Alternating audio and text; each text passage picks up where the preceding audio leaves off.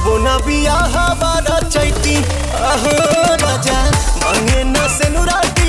पवन सिंह फिर से एक रिकॉर्ड बना दिया। जी हाँ दोस्तों, क्या है रिकॉर्ड और क्या पवन सिंह ने बनाया है बताएंगे इस वीडियो में। तो वीडियो को लाइक और चैनल को सब्सक्राइब कर लें। और हाँ, अगर आप भी पावर स्टार पवन सिंह के फैन है तो कमेंट बॉक्स में पवन सिंह लिखकर लाल वाला दिल भेजें। आज देखना चाहता हूँ कि पावर स्टार पवन सिंह को कितने लोग पसंद करते हैं। तो चलिए वीडियो स्टार्ट करते हैं और आप सबको बताते हैं ये अपडेट। आज से 11 महीना पहले पवन सिंह का एक सॉन्ग रिलीज होता है, जिस सॉन्ग का नाम है आहो राजा।